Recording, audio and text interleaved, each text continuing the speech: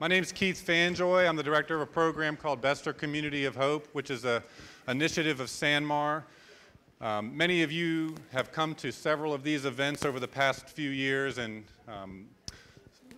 the story of Bester Community of Hope is not new to you. But for those that have not come to these, I want to just very quickly explain who we are and what we do. We're a part of SanMar, and SanMar for 135 years almost, 1883, has been providing foster care services, residential programming, treatment foster care, and most recently a mental health clinic on our Boonesboro campus. And so it was about 4 or 5 years ago that we were very concerned with the children that were leaving our program, as well as the intensity of the needs of the children that were coming to us. And we were asking questions about what do we need to do to get to these kids earlier, and how do we, and certain board members also asked us, how do we make sure that when they leave, they're in a position for success? And then so we wrestled with this all throughout 2013, and we were very fortunate at the end of 2013, we began a dialogue at SanMar and connected with Casey Programs, which is a national foundation based in Seattle, Washington. That conversation led us to establish a partnership and say, we're not really sure what this community work is going to look like, but SanMar and our board of directors is committed to proceeding with looking at prevention. How do we, as an organization, stop children from having to enter these systems of care, and what does that look like? Over the series of about 6 months, we pulled together a lot of community stakeholders, some of you who are in this room, and asked those questions, saying, where geographically are our services most needed, and how do we come alongside existing efforts to make a difference? We identified Bester Elementary School and the neighborhood that surrounded it as the place where we would collaborate with neighborhood stakeholders in the school, and we got started. And at that same time, we began a dialogue with folks from the Fletcher Foundation based in Hagerstown to try to think about how we could get started with having full-time people in the community doing this work. And the following year, we were very fortunate. The Fletcher Foundation gave a very substantial commitment and invested in the work, and we moved across the street. We still have our main operation in Boonesboro, but we moved across the street and opened a satellite office in the neighborhood. So I could go on and on about Bester Community of Hope. I would take all your time, but here to see me today. So I want to talk very quickly about the people that are making this possible today and the work that we're doing in the community and in the school. These are people such as Mr. Bill Young and his board at the Fletcher Foundation, Casey Family Programs, folks like Paul DiLorenzo, who some of you have met before. And specifically, I want to bring attention to Washington County Department of Social Services. There are a good number of those staff members here who have put a lot of time and energy over the years in working with populations that are vulnerable in a very trauma-informed way. And specifically, the leadership of Mike Piercy, Tiffany Rexroad, and Lesia Teodorovicki. I always say it wrong, Lesia. I'm sorry, wherever you are. You know, those folks, really, we couldn't do this work that we're attempting to do in the community without them. So if you guys could just take a minute and give them a hand, I would really appreciate that.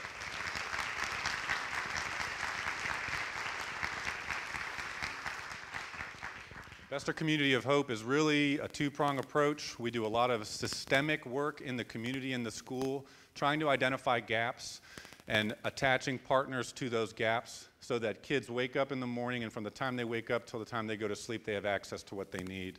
But sometimes kids and families, they fall through certain cracks and they have needs that maybe those resources can't provide. And so the other prong of our work is family support services, where we go into homes, we meet with children and families, and we try to get a sense of what they need based on what they tell us. And those are the big two things. And the two people in our organization that help us make that happen are Jen Yonker, who's a clinical social worker who leads our family support service work, and Carrie Fair, who leads a lot of the work in our after-school programs and our school-based services. If you could please give both of them a hand as well, I appreciate that.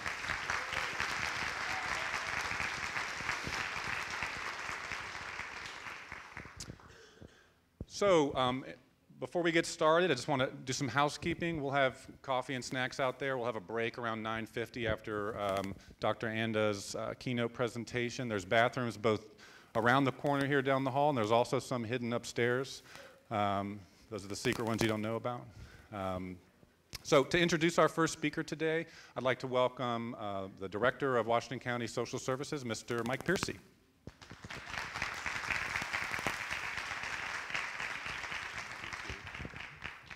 So we'd like to thank everyone for coming out.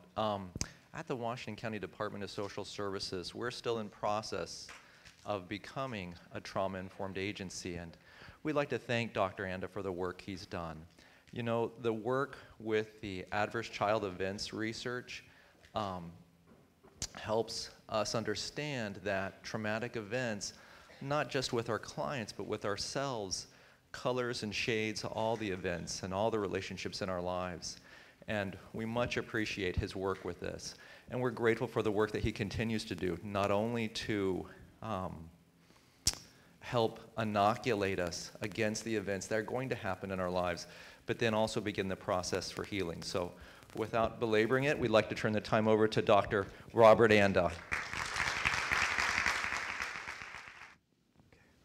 Morning, everyone. It's an honor to be here. Whether you like it or not, Keith gave me a whole hour to talk to you, so you can decide whether that was too much or too little after I'm done. And I love hearing about a community of hope. I have the honor to travel around the country and teach this information, and more what I'm doing is going into communities and training groups of people to teach in their communities to everyone in the community and to all of the service systems that provide human services, so this information can spread even more broadly than it already is. And so I'm really happy to hear what Keith said about the integration of this information, teaching it to people that have been affected by adversity, and teaching the systems that serves them so that they can come together and we can develop synergy so that change will happen more rapidly for this generation and for generations to come. So I have this idea of self-healing communities. And when I first started talking about this, people thought that I was talking about some kind of utopian pie-in-the-sky thing that nobody could ever do. But I can assure you that as I travel and we teach this, and as whole communities and now whole states do this over years, communities start to change. And the change comes from within the communities. Every community is different. I'm sometimes asked as I present this information as if I'm supposed to have a magic wand. And I don't have a magic wand. You have the magic wand. You have the initiative and the creativity here in this community to find the solutions that work for you locally. So I'm really into this community-based approach. And this is my idea of what a self-healing community sort of looks like. You have to forgive the engineering design. I couldn't come up with something else besides these gears. But if you look at these gears, that's the human potential that's locked in each of those gears. What is the biggest gear in this model of self-healing communities? The most powerful gear. It's the people who've been affected by or experienced adverse childhood experiences. Everywhere surveys have been done, not just in the ACE study that Dr. Folletti and I did, but everywhere it's been done, in every state, in every community, and even now around the world. The World Health Organization is replicating adverse childhood experiences studies in different countries and cultures, and every time I see that information come in, it looks pretty much the same.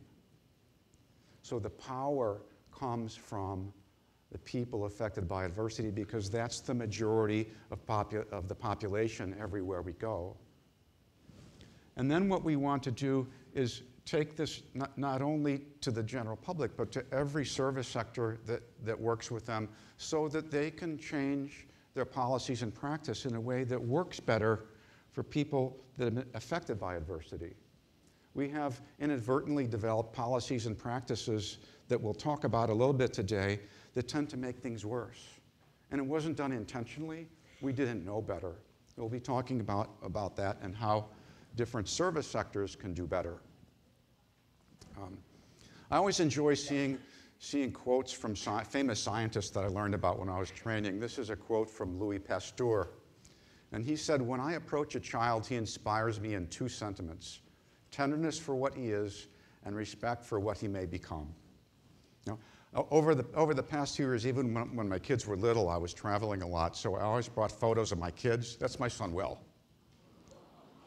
His first word was ball. Ball, Daddy. He's always carrying a ball. He just graduated from college. He's 22 years old now, and he joined the Peace Corps, and he's in Cambodia now. He's been there for 2 months and about to be assigned to a village in Cambodia, and he's very proud that he's now able to learn the language and speak the language. He's going to be doing health education in Cambodia. I will. It's Will.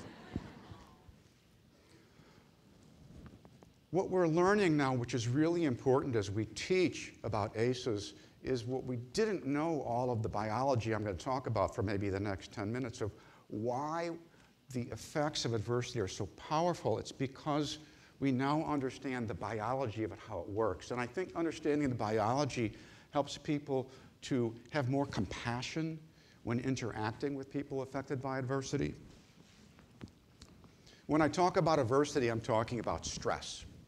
It's code for stress. We all know about the fight or flight response that evolution gave us that helps us to survive under dangerous conditions. And that is a chemical response.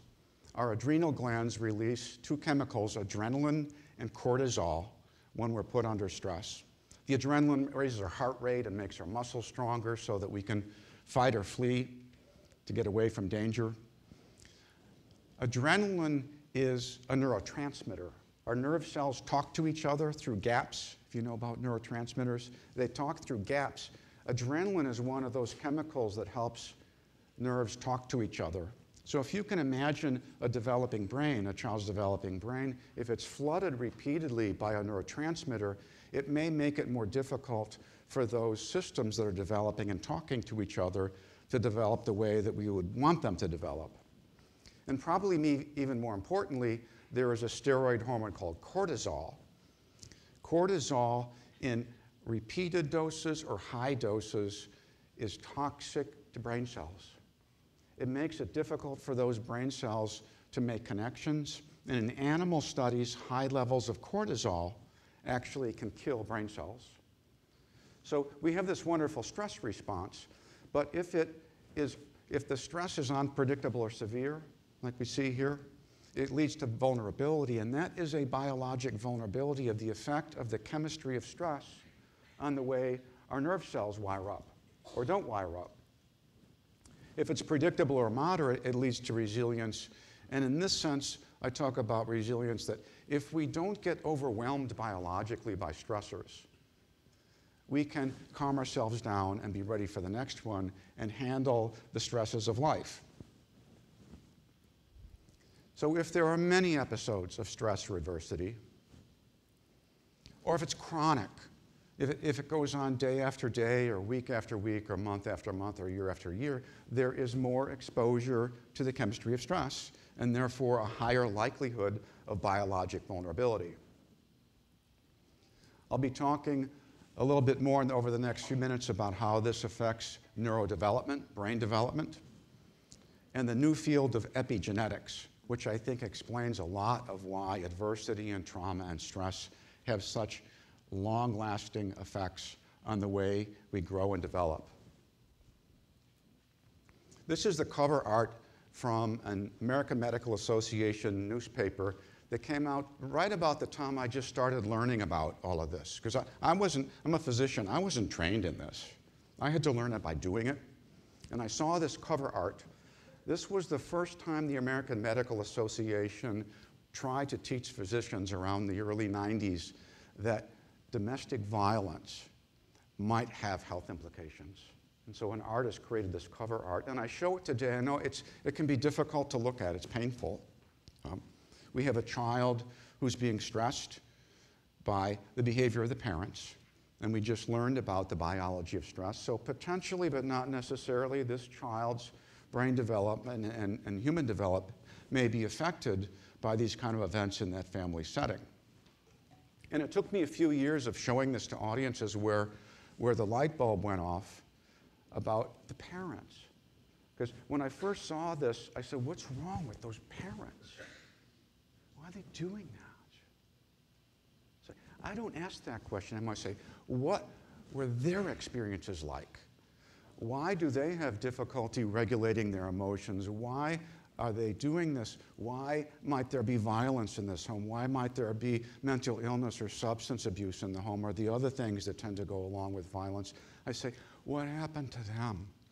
And more importantly, how do we help the parents who've been affected by adversity to do a better job so there is less stress for this child and the generations to come? Our job is to wind down the intergenerational cycle of the transmission of adversity and stress and trauma from one generation to the next. And we can do better now, a little bit better now, and a little bit better next year, and for the next generation, and for the generations to come. We will see a lower percentage of people with the major health and social problems I'll be talking about today. So it's about compassion. I now have compassion for those parents. When I first saw this, I didn't. Here is a sketch of brain cells. On the far left, here at birth, there's about a dozen brain cells. And we come into this world, we're born as infants. We don't come wired up, right? We're not computer boards, right? What do we need to do when we're born? Not a lot of real complicated things. I mean, they're important things, but they're not complicated. We need to find a breast, right? And suck, right? Yeah? And we know how to look at a mama's face and begin to attach and know what a face looks like and all the little things that infants do. So we come in only wired for the things that we need at the time, and over time, sequentially, the brain gets ready to do the things it needs to do by getting experience from around us. That's what this middle panel shows. At 6 years old, those same dozen nerve cells have thousands or hundreds of thousands of interconnections.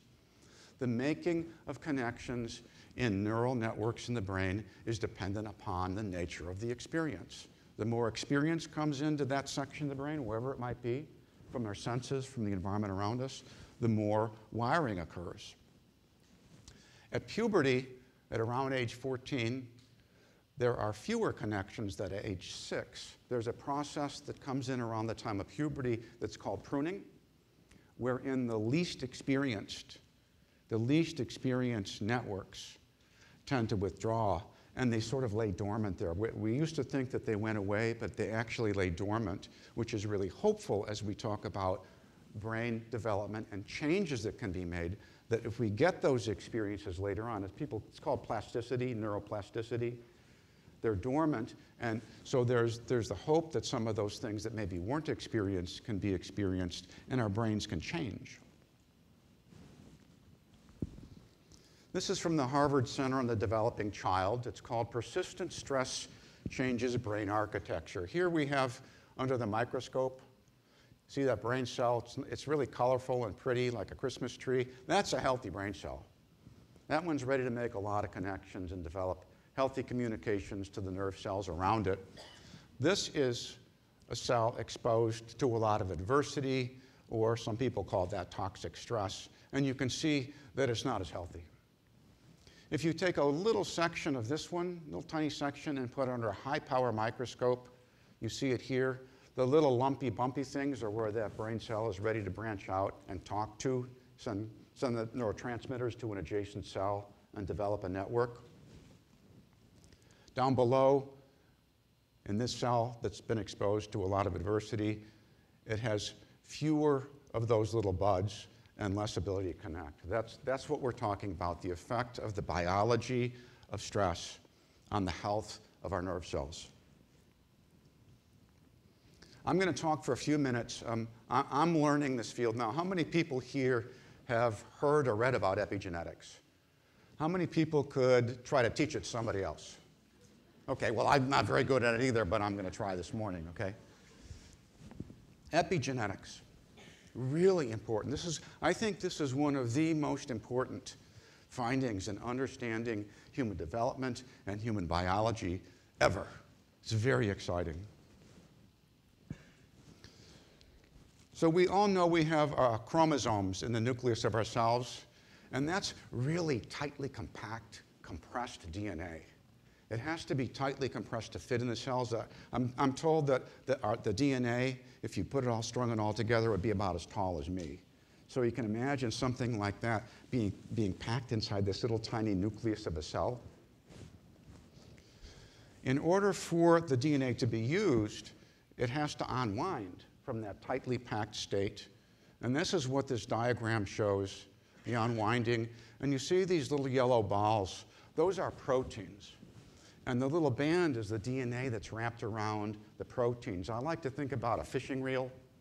You know, if you went fishing without a reel and took your line and threw it overboard, you'd have this tangled thing that wouldn't work very well, right? So that's what happens with our DNA. It has to be packed, and it has to unwind.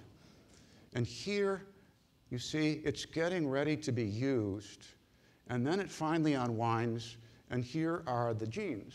Genes are like if the palm of my hand is a gene, it's got a message on it.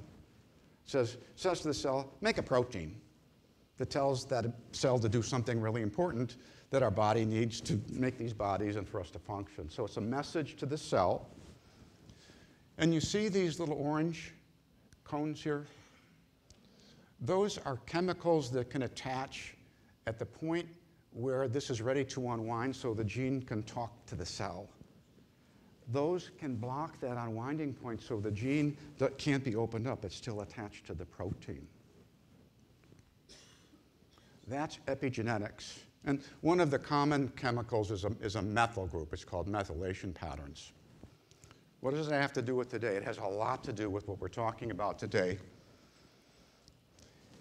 Stress and adversity and our experiences of life can change which genes are available to talk to our cells. And therefore, all the cells in our body, the way they function, can be altered by our experience by attaching a chemical to this point so the gene can open up to be read. It can also unattach these chemicals. So we have this really dynamic, our DNA, I believe it, our DNA learns. Isn't that amazing? I mean, it's like our DNA learns from our experience, and it makes a lot of sense because if it didn't learn, we wouldn't be able to adapt to all these complex things that happen to us and be ready for the environments that we live in. And this is central to the idea of the compassion and being trauma-informed that I think we'll understand a little bit in a few minutes. So that's epigenetics. And here's the hopeful part. In your community of hope and the communities that I go and talk to is if adverse experiences influence gene expression, my belief is that when we do things better, that may reverse the kind of things that happen in epigenetics so that we can heal better and do better. So the memory of our experiences is stored in our bodies. I'm going to move now to an overview of the concepts and findings around adverse childhood experiences. We have this, what we call the Adverse Childhood Experiences Pyramid. And it's a whole life model from conception to death.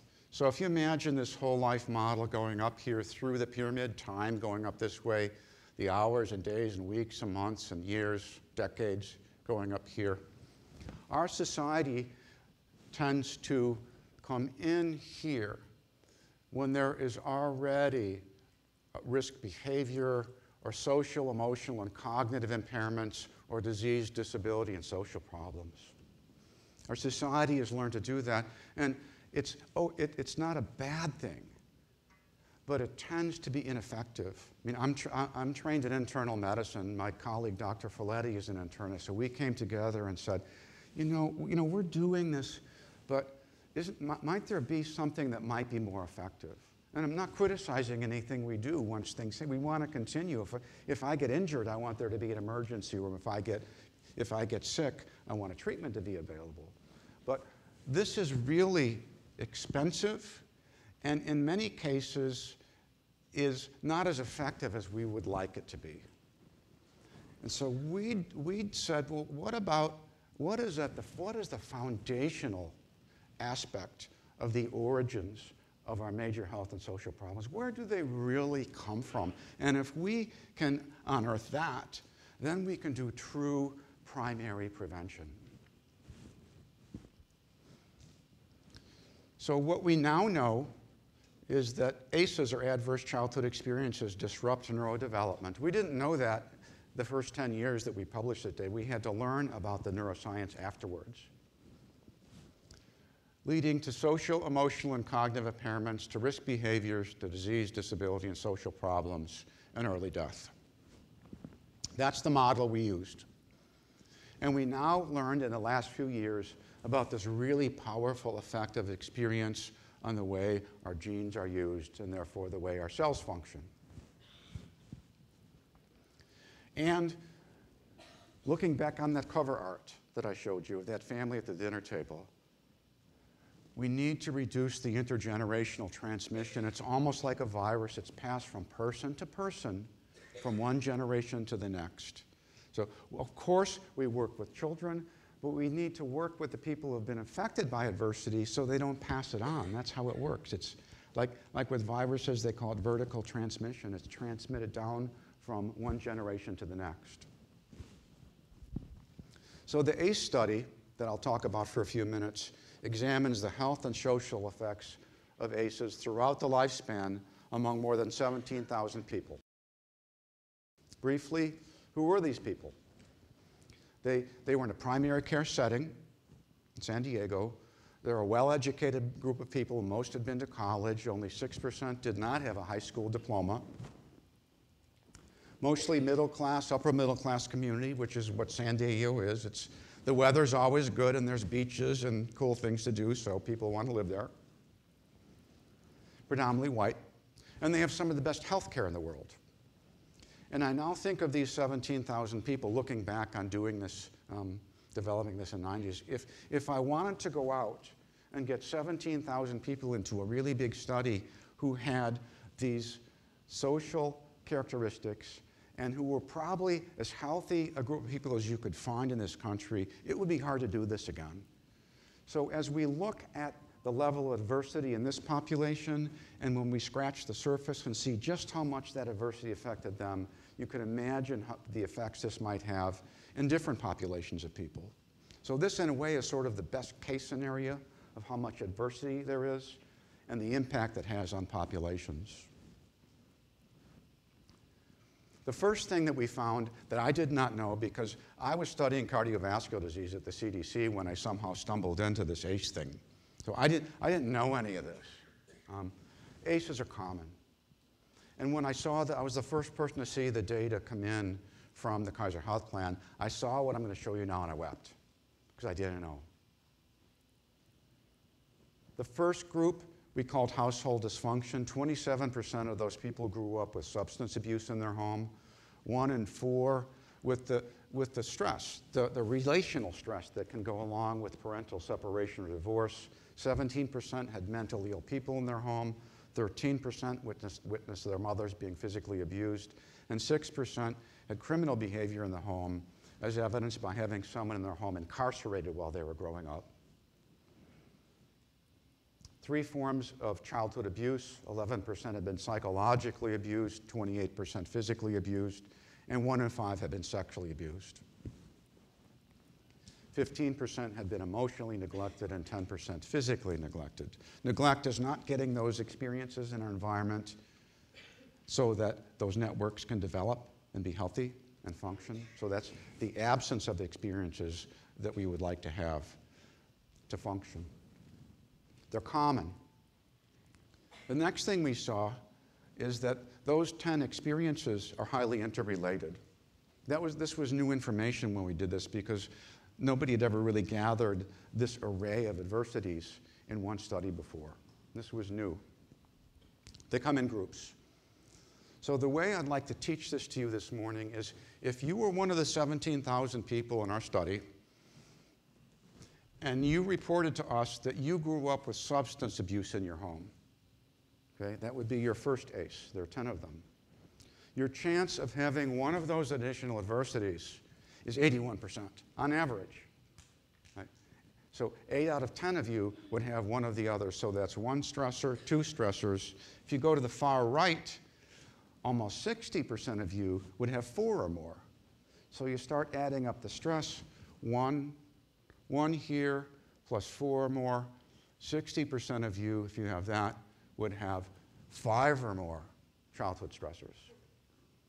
The way we dealt with that, which many of you are familiar with, is we created a simple score called the Adverse Childhood Experiences, or ACE score. It was the sum of those 10 experiences. So the score ranged from 0 to 10. Each experience just counted 1 point. We didn't count one more than the other, so you count them up and create a score. And now that we know how this works, now that we understand the biology, I think of the score as a cumulative measure of how much stress experience there was, how much biology of stress there was during childhood. So what we found in the Kaiser Health Plan is only 1 in 3 had none of those, an ACE score of 0. 26% had 1. And when you get down here to 4 or more, 16% had 4 or more. So most of people, 67%, 2/3, had at least 1. And high levels of adversity were common in that population. So let's now go to the ACE model and go through some of the health effects. Adolescent health. Here we have the percentage of people who initiated drug use by age 14 is the height of these red bars. It goes from 1%, 2, 3, 4, to 10% as the score, the biologic stress dose, goes from 0 to 1 to 5 or more childhood adversities. Now, as an epidemiologist and researcher, you almost never see a graph like this. Okay? Researchers spend their careers torturing data to try to get something that looks like this. We call it dose response, so you can publish it. Okay? Now, as this data come in, we started generating all these graphs that showed this dose response, and I was taking it to my colleagues at the CDC, and they said, they didn't believe me. They said, you did something wrong. There's something in your computer program that's artifactually generating dose response graphs over and over again. So, you know, of course, the computer programming was checked and it's correct. But here, this is something you hardly ever see in looking at experiences or exposures influencing human health. This bar is 10 times higher than that bar. So the risk of early initiation of drug use is 10 times higher for an ACE score of 5 compared to 0. And these are really big too. This is doubling, tripling, quadrupling in between. Dose response. Dose response. This is adversity and women telling us retrospectively if they ever had at least one teen pregnancy. As the score goes from 0 to 7, 8 or more, it goes from 15% to almost 60%. About mental health and substance abuse. Here's addiction. This is people self-reporting that they are addicted to some kind of drug. Looks very much like the early initiation graph. That's about 10 times higher than that. That's 2, 3, 4 times higher. Alcoholism. This graph is a little bit different. Here, this is people self-reporting that they're alcoholics with the score going from 0 to 4 or more here, increasing biologic stress dose. This is about 18%, that's 3%. So you see these stepwise doubling, tripling, quadrupling. That's 6 times higher than that, 6-fold increase in the risk of alcoholism. We're also interested in relationships because we're talking about the effects on children. This is growing up for both men and women and getting into a relationship and marrying an alcoholic. And I'm going to stop for a minute. There's no blame, right? We've stopped doing, there's no shame and blame in any of this stuff. Because if you're not trauma-informed already, hopefully you will be over the next few minutes. We've stopped doing that. We now understand, we see these powerful patterns in the biology, but we now understand why things are the way they are so that we can change the nature of our relationships between each other and have compassion, understanding, and come up with solutions rather than shaming and blaming. Here's attempted suicide. Attempted suicide was the most non-random thing we saw in all the data. So you look at this and you see this 20-fold increase in the risk of suicide attempts here compared to here, and it can look really scary, and it's a terrible thing. But if it's so non-random, that means we can prevent it. Are you with me? I'm a prevention guy. Okay? These are really non-random health and social problems. They're so non-random. The fact that they're so non-random makes them highly preventable when we wind down the cause. And in this case, the cause is the intergenerational transmission of adversity. So this is highly preventable. It's not easy, but we can do that. So here's a quick overview. I believe that these kinds of experiences and their biologic impact on human development are the most important public health problem in our country and around the world. They have a strong influence on adolescent and reproductive health, smoking, obesity, alcohol and drug use, sexual behaviors, mental health, the risk of violence and revictimization later on in life as adults, the stability of relationships, the stability of neighborhoods and communities and nations, and the performance in the workforce, people's ability to do their jobs.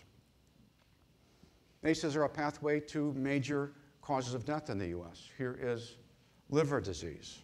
Do we get the dose response graphs? Right? Self-explanatory. So if you would have asked, if you go to a liver expert somewhere here in Maryland and say, what is one of the major causes of liver disease? Do you think that liver disease expert would say adverse childhood experiences? I want to prevent cirrhosis. And I'm not putting anybody, you asked me 10 years ago about cardiovascular disease, what are you talking about? How do you get liver disease? Let's say it's New Year's Eve. We're having a party here in this community college, and we say, my resolution is I'm going to get liver disease this year. That's what I'm going to do. What would you do? You'd expose your liver to toxic substances like alcohol, or you would try to infect yourself with one of the viruses that's transmitted through drug use, contaminated needles and syringes, and through sexual behavior. It's a sexually transmitted disease. ACEs, the pathway that leads to liver disease here, goes through the adaptations and behaviors that are a consequence of those experiences and increase the risk of liver disease.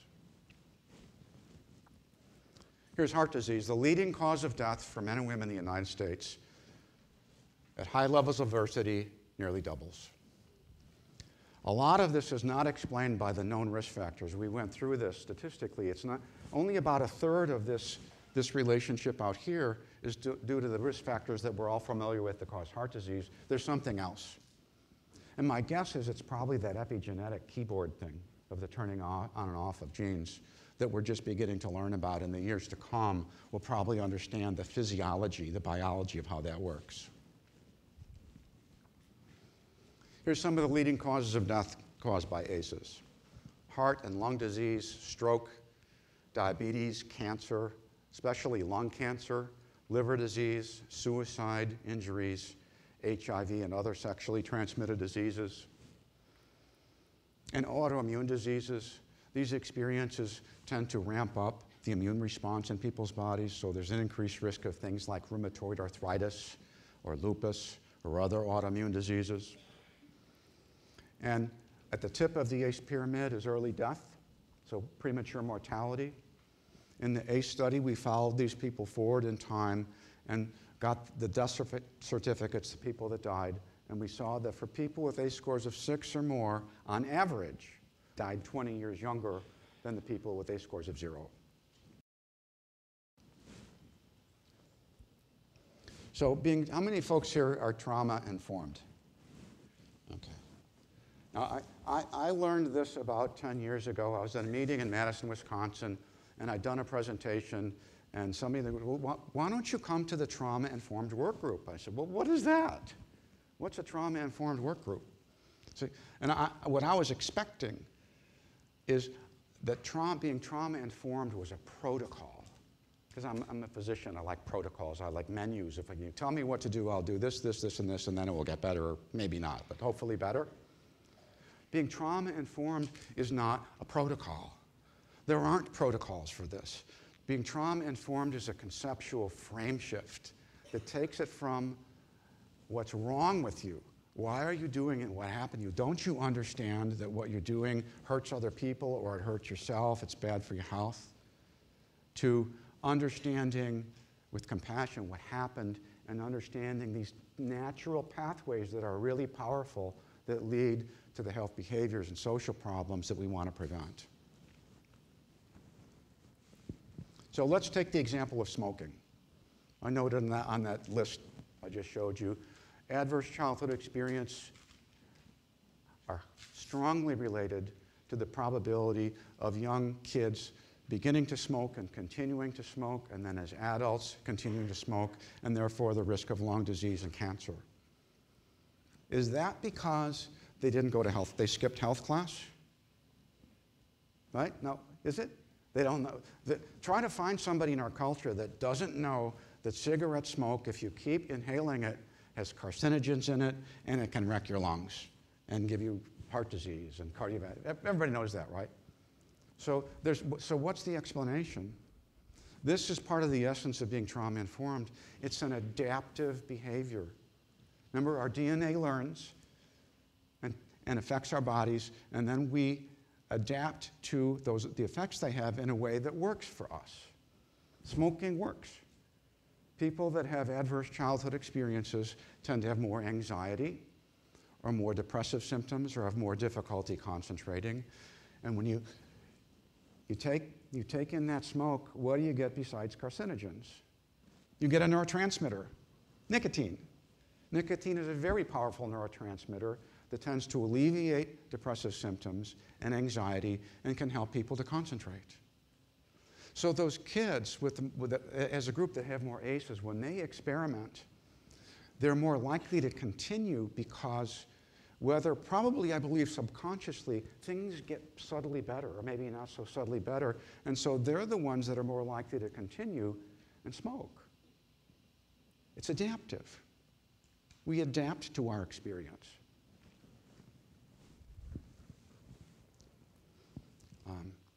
Now, I try to be careful. I'm going to spend a couple minutes talking about what I believe, because there's a lot of powerful data here, and there's a lot of science that other people are bringing to this. The neuroscientists and the epigenetic people are bringing the science to this. I'm going to talk about my beliefs for a few minutes. I've started reading some philosophy and theology, so I'm a real amateur, okay? So if anybody's really good at this, please forgive me if I butcher it, okay? I learned two important things early on, and they talk about, as human beings, we've talked about our biologic nature. What about our nature, our human nature, as human creatures? Right? You know, we come in here, why are we here today? And why are we embodied here? You know, we're born and we have these bodies and we live. And they say that we are built here, our human nature built us for one very important primary purpose. What are we built for? Sometimes the hand goes up, reproduction. I'm like, well, you know, we're built for that, but that's not actually, you know, that's not part of this. They say we're built for love. We're built to love one another. Is that what? Maybe that, I think that's what brought us here today, whether you think about it or not, right? We're trying to love one another and do this better. And when there's a lot of adversity, here's my belief, is that it doesn't mean that there's not love, like that family and that dinner table. It doesn't mean there's not love in that family, but it's almost like there's a twist that gets put into it, yeah? A little twist. And so we get hurt biologically, and our human nature gets hurt, because if our primary purpose is to love, and we don't get it in the way we need, we get hurt bad. The second thing they say is that we have minds, and I believe my mind is more than the sum total of all of my nerve cells and neurotransmitters firing off, that it's more than just that. That's my belief about myself. And they say we have minds, and that our minds are built for something really specific. Are our minds built to do calculus or build engineering diagrams like the one I showed at the beginning of the presentation? No, our minds are built to seek the truth. Truth, capital T, truth. And I don't know about you, but every once in a while in my life, something will happen. I'll go, that's the truth. You know that feeling like, oh, that's truth. So where there's a lot of adversity and chaos and violence and the kind of problems we're talking about today, maybe there is less experience of that kind of truth in the lives of children and families. And our job is to help bring that to your community, to the Bester community. My job is to take that wherever I go and to teach this so other people can learn it too. So we heal biologically and we get our fundamental human needs met. So I'm going to go through this. This is also my belief of why this information is so powerful. Remember, I'm talking about, there's no graphs here. There's no bar graphs. There's no data. Why is this such powerful information, and why I'm watching? This is spreading so rapidly right now. People are drawn to this. Okay, people are drawn to this. So I'm going to go through this idea of consciousness and that we have minds. And there are three important faculties that our minds have. We have reason. So we're here now, we're using our reason to look at this information and listen and try to learn and teach. We have memory that tells us where our mind and our brain tell us about the past, the story. It's a story. And we have imagination, where we make a story. We don't know what the future is bringing, but we have it in our mind. Right? We think about it. One of the difficulties that we have with our minds is our reason is easily overwhelmed by our memory and our imagination. So for today, we're talking about ACEs and their health and social outcomes. What does our memory do when we have a lot of adversity and some of the consequences of that adversity? It tends to generate shame and fear and a sense of hopelessness. And our imagination can tell us that I'm living in a fixed state. This is how my life is. This pattern is going to continue. I'm afraid, I'm coping, and I may feel hopeless.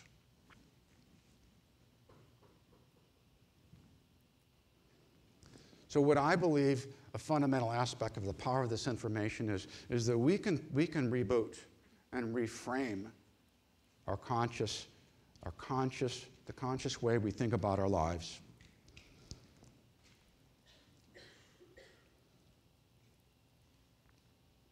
And use our memory and imagination in a way that reframes and creates a new narrative or story. Because we all need our stories of our lives. And I think the last slide, the story that is embedded that generates shame and fear and hopelessness, and looking forward that says, I'm coping, I'm afraid, this is the way it is a bad narrative. Not bad people, but sort of a wrong narrative.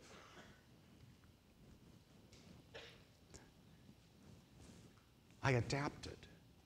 I understand. I now have this story of my adversity, and I understand how it works biologically, and I now understand that I'm a really adaptive creature. And congratulate me for adapting in the way I did, because I did what I had to do to get along. It's not my fault. These are essential elements of that bad narrative that when children grow up under these circumstances, they tend to move forward in time and believe that it's their fault. It's not. I'm not alone. I believe when we present this to audiences that the people that have experienced a lot of adversity suddenly realize there's probably a lot of people like me sitting in this room, right? I'm not the only one that had this, and now I understand it better. And I'm good. I'm a divine creation. And then the reboot is I can create new patterns. I believe this enables and empowers people to say, now I get it. I can start writing, almost like pulling out a book and writing a new chapter. Say, I can create new patterns, and I can find hope, meaning, and purpose based upon my experience. I can use that experience. Now, and this is another one I believe is we don't waste the suffering. Use the suffering to say, oh, now I understand, I can create my new narrative, and I can find meaning and purpose in my life and hope and truth and love in taking this to other people and helping them because I get it. And I also believe that's why this is spreading. So it's really remarkable when I travel the country how many people are taking this information in. It's almost supernatural. It's spreading so fast. I seek truth. I'm getting more of it. And I'm learning to love. And I'm being loved in a way that meets my human needs that I hadn't had before. So I believe that this whole idea of rewriting the narrative provides a chance to see the story of your life and the lives of people around you, to create a different path for the future that moves us from shame and confusion and the adaptations that have a downside to create a different path for the future with hope, meaning, and purpose. And I believe that can be done on a community-wide scale. I've seen communities change and begin to heal. The best examples come from the state of Washington, where I traveled for 10 years, and where they've been doing these communities, like your community of hope here, they've been doing this, teaching this over and over and over for more than a decade. And the people in the community and the people in the systems that provide human services, begin to change the way they think, and they change the way they do things. And healing occurs. And different programs and policies emerge. And people in the community who've been affected by ACEs get engaged and find hope, meaning, purpose in taking the healing to the people around them. So here's this idea of self-healing communities. Oh, I have more time than I thought. I have time to tell a story. Can I tell a story? Okay. Oh, wait, no, I don't. Sorry. I need to go through this. I got ahead of myself. Let's go to, I've been talking about this, and my belief, this is where the power of change is generated. It's the biggest, most powerful gear. And we tend to say, look at people that know how to fix things as where the power is. I think the power is here. So let's look at healthcare. How does this play out in healthcare? Pharmacy. The leading driver of inflation in healthcare is the cost of pharmaceuticals. So we looked at the ACE score, and we followed people forward in time. We got all the prescriptions from the Kaiser administrative data over a 7-year period for those 17,000 people. There were more than 1 million prescriptions in our database. I mean, you almost never get that kind of information. 1 million? Really? 1 million prescriptions. This is prescriptions for antidepressants. And here's the familiar higher ACE scores, more and more something, in this case, more and more prescriptions for antidepressants. We estimate that half of the antidepressant medications have their origins in the experiences of childhood that we call adversity, half of them. And then we said, well, what about multiple kinds of drugs? The formulary has 15 classes of drugs, for heart disease, respiratory disease, all these different treatments, pain, sleep, cancer, 15 classes of drugs. And we said, how many classes of drugs do people get based upon their ACE scores? Here is receiving 8 or more classes of those 15 drugs over a 7-year period among relatively young people, 18 to 44-year-old people. 10% to 25%.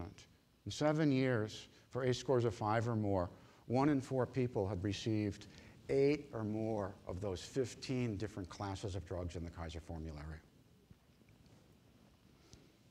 Now, some of those are probably effective, some of those aren't, and part of what's happening in healthcare is say, what is really going on here and what is really needed?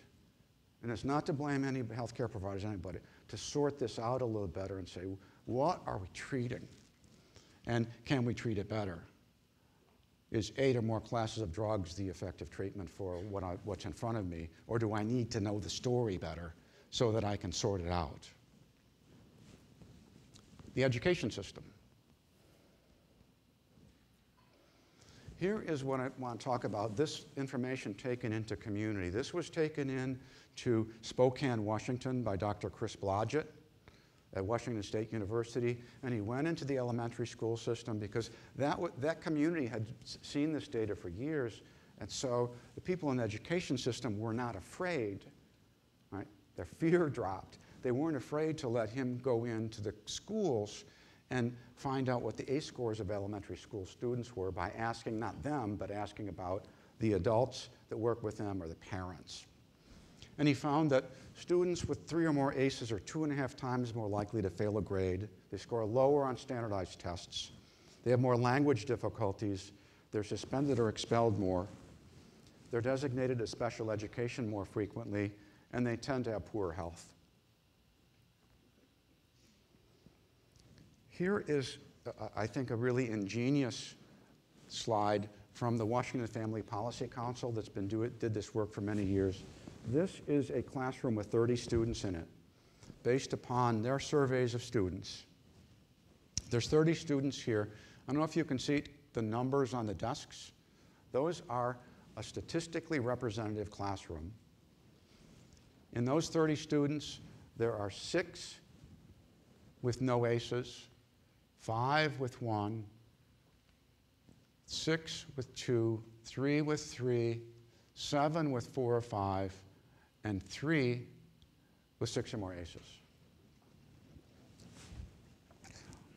Were our schools built with the understanding of the effect of ACEs on neurodevelopment and social, emotional, and cognitive functioning and language acquisition and all the things that we ask students to do in school? I'm not blaming, it wasn't there. So the majority of kids in every classroom, and this would be, anywhere you do this, you would see something like this. Anywhere here or any other place in the US, you would see something like this in every classroom. So what my belief is when we talk about trauma-informed schools or trauma-sensitive schools is we're talking about the adaptations that children bring into the classroom. We need to begin to say, do we expect the children to adapt to the needs of the expectations of society in the school, or do we adapt the school to the needs of the children so they can succeed in school? That's the tension and dynamic. Where does the adaptation come from? Those are adaptive kids no matter where what the number is on their desk, right? Our DNA learns we're really adaptive creatures, and we get ourselves ready for the environments that we live in. So do we try to make them do it differently, or do we do differently for them so they can succeed? The justice system, or the prison pipeline. I want to show you this just because it's so striking to me, and you probably know this, but this is the number of incarcerated Americans from 1920 to 2014 here on the far right. And we'll just look at the red for now. This is the number of Americans imprisoned. It's about, I think, 150, 200,000 here. And then you see this rapid increase in the 80s to almost 2.5 million here.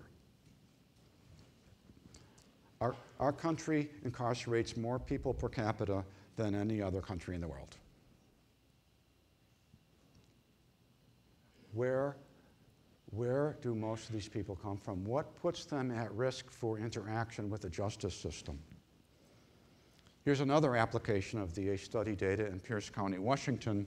There was a young woman named Julie Grevstad who I met at a meeting, and she worked with the kids in juvenile justice. And she loved those kids. She said, can we find out what the ACE scores on these kids in the juvie justice system? And so they had a database, a standard database that had a lot of the ACE-type questions in it. So we created ACE scores for these kids. And here's the ACE score for these kids. The height of these bars in those kids that are on probation in Pierce County, Washington, the height of these gray bars is a history of 7 or more suspensions or expulsions since the 1st grade. 7 or more. So you have the adversity, you have these adaptations that conflict with society's expectations and needs, and you go to school in first grade and you get thrown out. Where do you go? Where do you go?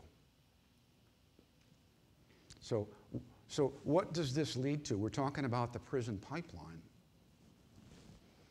And again, I'm not here to criticize schools or physicians or anybody in the system. But we now know that doing this makes it worse. Makes it worse. So one of the key things that I see happening in our culture is when this data gets out, is people begin to look at how they're doing things, understand, and they see the things that they can stop doing that are further traumatizing to people that have had a lot of trauma. So suspension expulsion is one of those. Here's the risk of felony reoffense for those kids according to their ACE score, which is now not surprising. It's 12% in the first year here to 23%, and here's the second year. As the ACE scores go, the risk of felony reoffense doubles, and therefore entry into the adult prison system. So here on the far right is a table. Just see these numbers. They're all right around 70%. These are different studies around the country that show that on average, 70% of kids in the juvie justice system have a diagnosable mental health disorder. 70%. And of those with mental health disorders, almost 3/4 have a co-occurring substance abuse disorder. Remember the graphs on substance abuse and mental health? The pipeline, the experiential pipeline into these things that lead to the justice system. Half of the kids in our country, on average, have both a diagnosable mental health and substance abuse disorder if they're in the justice system, in the juvie justice system. And the data look very similar for surveys in the adult prison systems. Poverty. I'm frequently asked about poverty. Now, poverty is something complex, so I can't tell you all, what are all the causes and consequences of poverty, but I also believe that ACEs are part of the pathway into poverty and part of what sustains poverty. A pathway in and, I believe, a sustainer of poverty. This is not from the ACE study. This is from state surveys from 5 states several years ago, about 4 years ago, where you see the ACE score going up here. This is unemployment, percentage of people in those states that are unemployed, and this is unable to work because of mental or physical issues in their lives. If you add up those 2 points there, 1 in 4 people with ACE scores of 4 or more are either unemployed or unable to work. So is unemployment a random? Is it random? No, probably not. Here is residential mobility. This goes back to the ACE study. We asked people, how many times did you change residences, even within the same town? Change residences while you were growing up to age 18. This is moving more than 8 times in the first 18 years of life, from about 6% to 25% for higher ACE scores. So we think about, start putting these things together, because these things tend to, I show the graphs one by one, they tend to co-occur in the lives of children and families. So you have these other issues. You have residential mobility. You move from one school to the next. If you have supportive, caring people in your environment, you tend to move on and try to find another one. You go to a different school where things are done differently, where they may speak a different language, language that you don't know, or you have language acquisition difficulties. So residential mobility, at high levels of ACEs, the families become almost nomadic. And we have social workers here that can probably tell you what that's like, trying to work with and sustain support for people that are moving around a lot. Here's homelessness. This is from the state of Washington. What is the primary driver, preventable pathway to homelessness? It's all these things that accumulate that I've shown you that end up here to a 25% chance of being homeless at least once for ACE scores of 6 or more.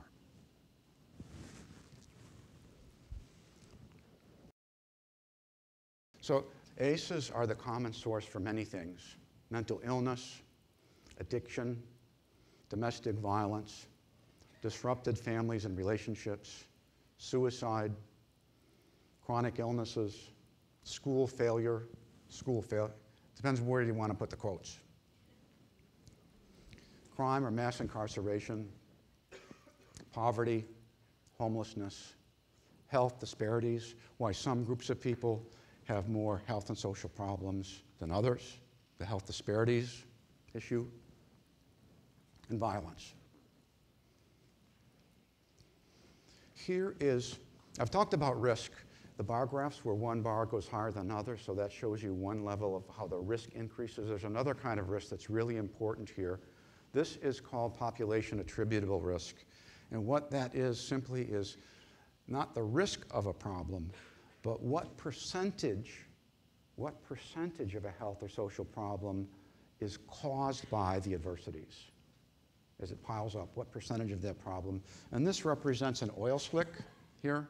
This was done when the BP oil well blew up, and a really clever woman in the state of Washington took my presentation on this, said, "Nobody understands it, Rob. Let me make a slide for you that people will try to understand better." So you imagine the oil pouring out here. So this is the contamination of the human ecosystem, if you will, by adverse childhood experiences. We estimate that more than half of depression is caused by ACEs, half of disability, half of domestic violence, almost half of promiscuity and high-risk sexual behaviors, almost 80% of IV drug abuse, 2/3 of alcoholism, 60% of suicides, and we talked about hopelessness, almost half of hopelessness in human populations. So the oil slick is dark. Does it bum you out? I'm a prevention guy. I see an oil slick that big and say, if ACEs cause 50 to 80% of our major health and social problems, and we can prevent ACEs, we can shrink the slick. So if you imagine, put your finger in the center there, this is reducing the intergenerational cycle of ACEs. Not only will these one by one be reduced, but they will all be reduced simultaneously.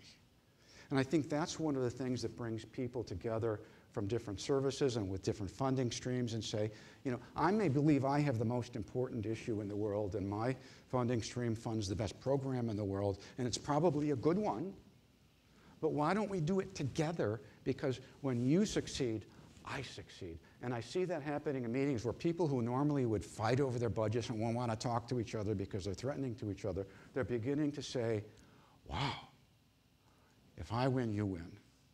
And it brings people together in terms of funding and systems and services. The power of the ACE study is it provides a common language. It's important. This is a social movement, I see, and people that study social movements say you have to have a common language, and it turns out we got lucky by calling this the ACE study. People will use that term. They'll talk about ACEs and ACE scores. And a common conceptual framework so that when that language is used, when people are talking to each other, they're talking about the same thing. And I don't think this conceptual framework is really all that difficult to understand. The people will use the language and they're talking about the same thing, they're thinking the same things. We learned that ACEs are common, they're highly interrelated. They pile up and have a cumulative impact, a biologic impact that we now understand better and will understand more in the future. And they account for a large percentage, often a majority, of the major health and social problems that we face today. Therefore, we can prevent them. It's highly preventable. And the biologic plausibility helps generate compassion, and I believe in the future will help us to design better ways of dealing with adverse childhood experiences.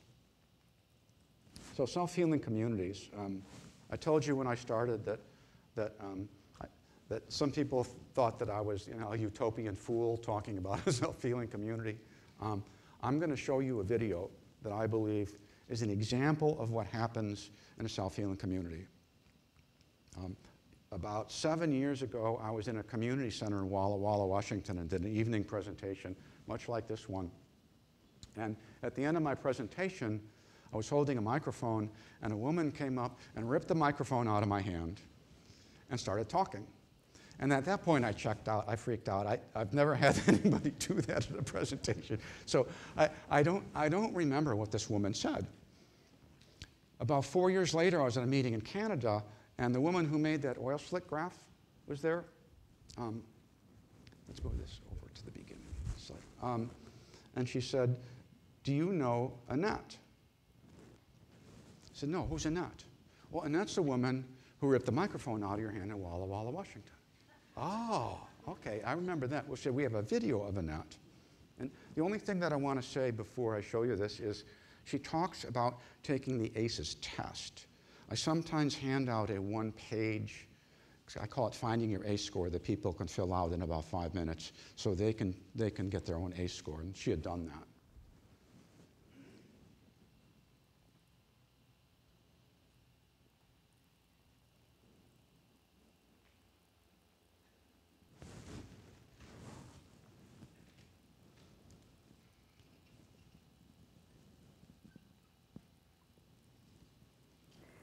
I was invited to the conference or the meeting out at the college, and I came not really knowing and not really understanding the whole thing, but I wanted my sister came along with me also. And he started going through all the questions and about your childhood and how it affected the way you are today and things like that. And my sister and I both sat there and we filled out the paper, and it said to take the ACEs test and stuff. And we could say yes. You say yes or no to the questions, and we could say yes to all 10 of the questions. And I thought, I can't, I'm tired of, my life is just going nowhere or anything, and I'm tired of just being nobody. I have to do something about it, and something happened.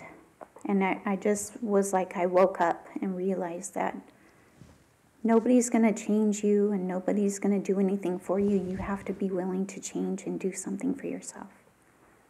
I've had so much negative in my life and not hardly any positive.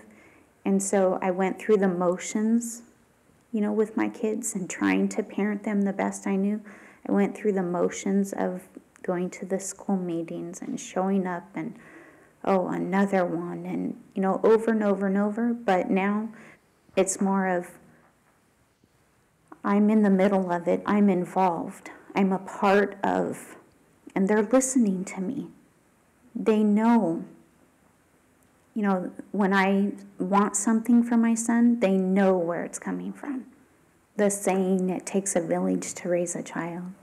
That's my favorite saying in the world, because my village came together. After the ACEs presentation was when it was like a wake-up call to me. It was time for me my life was not going anywhere. It's time for me to wake up and stop being the victim and start being a role model, start being a human. I feel like I can live now. I'm out of my shell. I don't have to hide. I don't have to be the victim. If I'm going to help my son, I have to help myself first. You have to want to wake up. You have to want to change. And I wanted more for my children than what I had. Just very quickly, we're almost, I want to say a couple of things about this. This is why I believe in what I'm doing, and it keeps me going out teaching this and doing this. She was homeless, living in her car with her 2 sons when she came to that meeting and took the microphone from me. And she said a few really important things that make me believe in that whole idea of this conscious reframing. She said she wanted to be human. Is that shame? She didn't feel like she was human. And she made some changes. What did she do? She changed the way she parented her sons. She became more available to them. And she was this happened in the context of community, because there was someone in that community who knew her enough to say, maybe you should go to this presentation. That person afterwards became an emotion coach for her to help her regulate her emotions. And in terms of of taking the healing, taking meaning and purpose, and taking the healing forward. She now has her own small foundation in Walla Walla, Washington, to help homeless people get on their feet. So a homeless person living in her car became a healer in her community. That's why I believe in the power of that biggest gear, the people affected by adversity, engaging them so that they can get involved in the service community or interact with the service communities in a way that has synergy. And it's also, I believe, sustainable, like what you're doing here. It's sustainable and low cost. So I'm gonna end there. Thank you for coming this morning.